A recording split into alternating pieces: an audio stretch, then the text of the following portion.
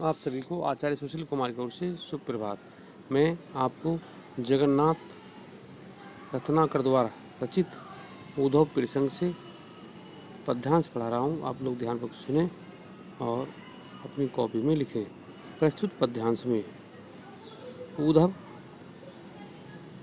भगवान श्री कृष्ण से बातें कर रहे हैं।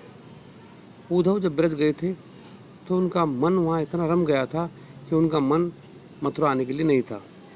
तो इसी बात को भगवान श्री कृष्ण से कहते हैं कि छावते कुटीर कहु रम्य जमुना के तीर, गौन रौन रेती सो कदापि करते नहीं। उद्धव ब्रजभूमि से लौटकर श्री कृष्ण कहते हैं कि हे नाथ, हमें तो यमुना नदी के रमणीक किनारे पर ही कहीं अपनी कुटिया बना लेते और उस अनुपम रेतीले किनारे को छोड़ कभी भी किसी और स्थान पर नहीं जाते।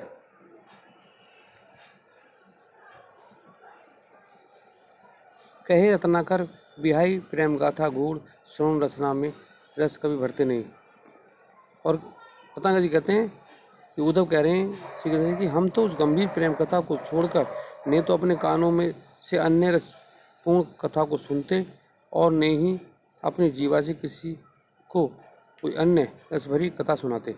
अर्थात यदि बातें सुनते तो केवल गोपियों के मुख से आपकी बातें सुनते, और यदि हम बातें करते तो अपने मुख से केवल गोपियों की बात करते।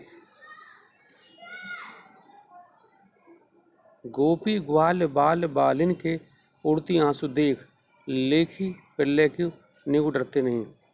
गोपियों तथा ग्वाल बालों के उमड़ते हुए आंसुओं को देखकर तो हम प्रलय के आगमन से भी नहीं भयभीत होते। अर्थात गोपियों के आंसुओं का प्रभाव प्रलय से अधिक भयवा प्रतीत होता है। अर्थात जो गोपियाँ परेशान थी उनको तो किसी प्रलय से भी ज़्यादा उनके जो आंसू थे वो प्रलय से भी ज़्यादा खतरनाक थे। हो तो चित्त चाव की जो रावे चितावन को, तजी ब्रज गांव इत पाँव धरते नहीं।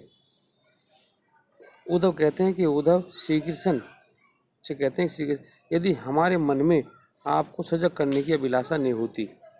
सजग करने का अभिलाषा का मतलब है कि हम ये आगे नहीं बताते कि जो गोपियां हैं वो आपके प्रेम में इतनी परेशान हैं, इतनी डूबी हुई हैं कि वो प्राण तो त्यागने को तैयार हैं, परंतु आपकी याद त्यागने को तैयार नहीं है। तो हम ब्रजभूमि को छोड़कर इधर मथुरा में कभी पैर नहीं रखते, अर्थात यहाँ लौटकर कभी भी नहीं आते। आप लोग इसे अच्छे से याद करें।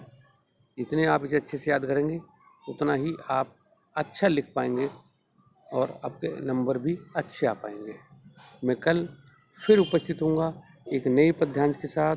तब तक के लिए धन्यवाद।